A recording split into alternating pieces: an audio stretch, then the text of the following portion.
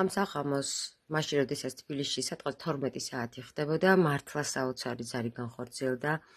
WhatsApp-ზე დარეკა ადამიანმა, რომელსაც ნამდვილად არ ვიცნობდით, პირველ რიგში გაუკვირდა, რომ ვპასუხეთ და შემდეგ მოგუყვა თავისი ისტორია. ბოლომდე ჯერ კიდევ ვერ ვიყავით გარკვეულები, ამიტომ ტექნიკური ხარვეზები ძალიან ბევრი აქვს ვიდეოს, თუმცა რადგანაც შეუპირდით და რადგან ადამიანმა ითხოვა დახმარება და ითხოვა ვიდეოს ფართო საზოგადოებისთვის მიწოდება, ვასრულეთ დანაპირებს და ხარვეზებით, ტექნიკური ხარვეზებით გთავაზობთ ჩანაწერს. არ მეგონა რომ მიპასუხებდით ესე მოგვიანებით. ხო, ნამდვილად აქ ძალიან გვიანია, გისმენთ? ჩემთვის ძალიან რთულია დავიხსენო რა შემებთხვა და გადმოგცეთ ეს ყველაფერი ბოდიში ემოციებისთვის. მინდა მოგიყვეთ 2022 წლის 14 დეკემბერს პატარა მცირე ბიზნესი მქონდა მე და ჩემ მეუღლეს საქართველოში. შემომივიდა შეყვეთა და მარტო წავიღე სამწუხაროდ. მანამდე ყოველთვის მე და ჩემ მეუღლეს დაგვქონდა ხოლმე შეყვეთები, მაგრამ მაგ პერიოდში მეუღლესაც წაღებული ქონდა. ანუ შეკვეთები რაღაც მაღაზიას უკავშირდება, ეს ონლაინ მაღაზიას? დიახ, სამკაულების მაღაზია მქონდა. სამწუხაროდ თანხა ჩამირიცხეს, მის სამართლე მთხოვეს მიტანა, იმიტომ ყოველთვის და მქონდა ხოლმე პრობლემა, არასდროს არ მქონია არავისთან. წავიღე ამანათი, დათქმულ ადგილზე სამწუხაროდ არ დამხვდნენ და დავუკავშირდი. მთხოვეს, რომ გზაში შევხვდებოდით ერთმანეთს.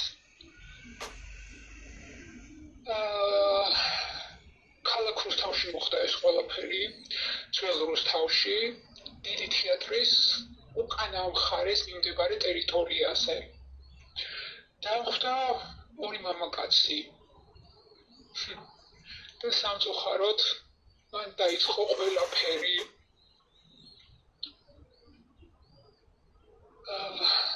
დღემდე ძალიან განადგურებული ვარ. ბოდიში, მაგრამ ვერ მივხვდი, რა მოხდა იქ? თანხა თქვენ თქვით, რომ გადამიხადესო და იქ რა დაიწყო?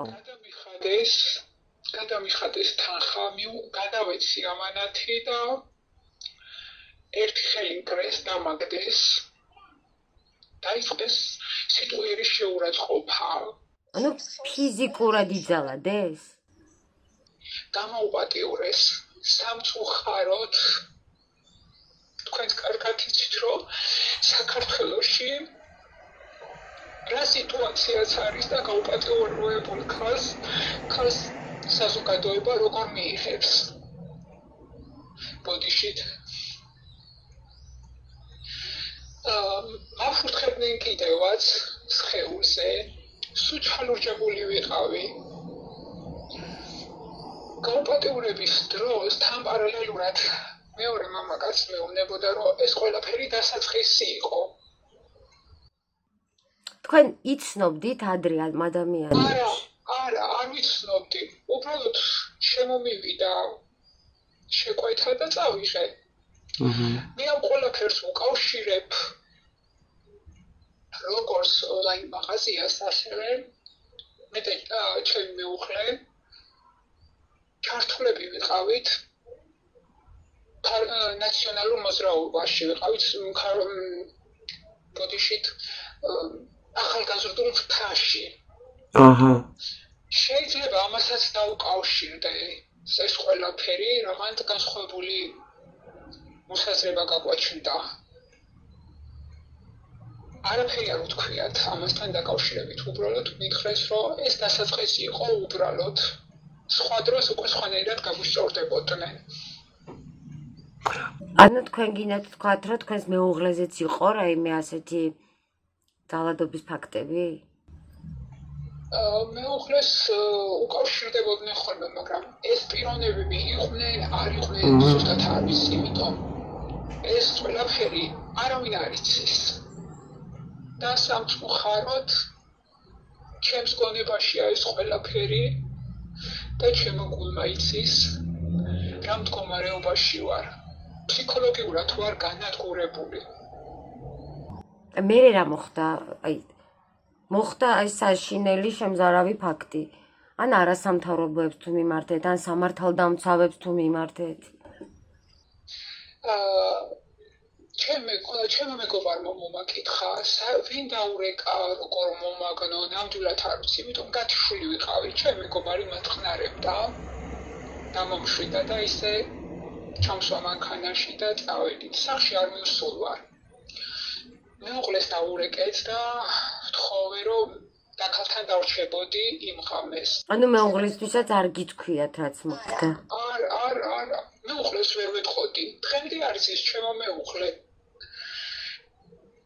ჩემი მეუღლეს ოჯახი ყავს პლიუს მაგას მეც ანათესაო და ნამდვილად არ მინდოდა რომ ვინმეს გაეგო. შეიძლება ჩემი მეუღლესაც საკუთარი თავისთვის ზიანი მიეყენებინა.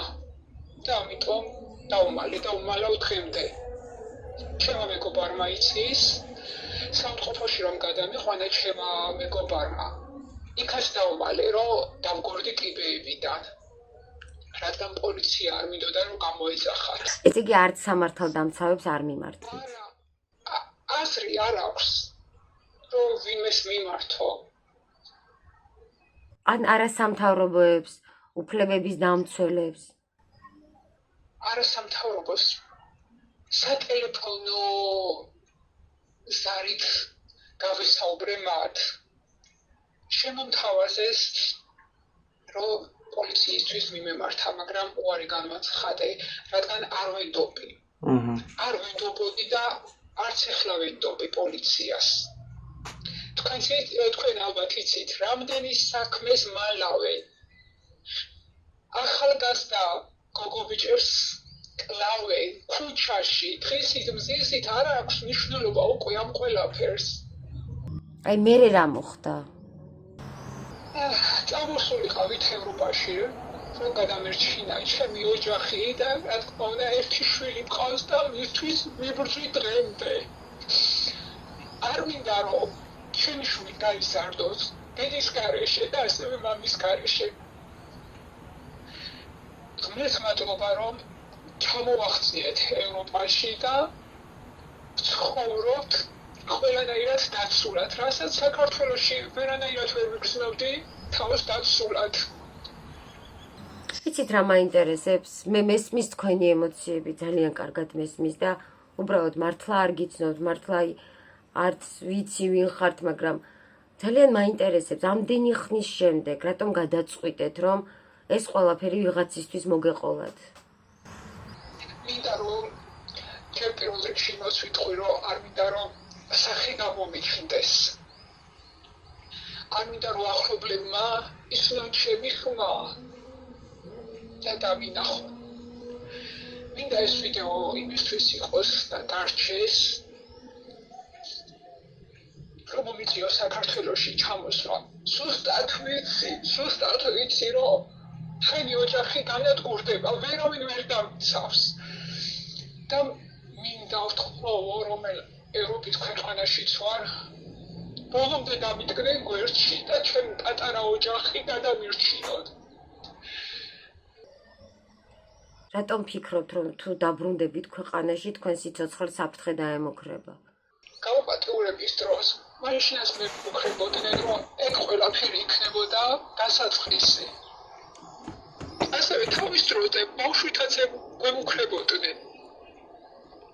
და გამოვასწარით ევროპაში, სადაც ჩემი პატარა ოჯახი წყნარად მშვიდად ცხოვრობთ.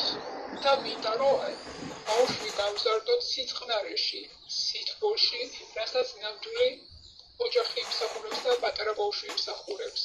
ყველაფერს ვცდილობ და მინდა იცოდეს ჩემო შვილმა, რომ დედამისმა რამდენი იბრძოლა, რომ ოჯახი გადამირჩინა, რასაც საქართველოში სამწუხაროდ ჩემ პატარა ოჯახს ვერ გადაარჩენე.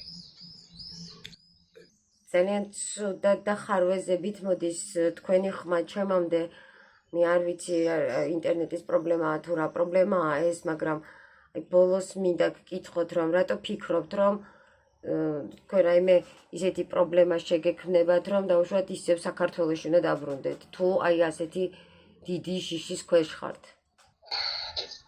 თუ სამწუხაროდ ჩვენი ქვეყანა ალბათ კი არა, მასი აცნობს ევროპას, რომ საქართველოში სიმშვიდეა. ამ დროს არანაირად ჩემ თავზე გადავიტანე და ყოველდღიურად ტელევიზიით ვისმენ თუ რა ხდება საქართველოში.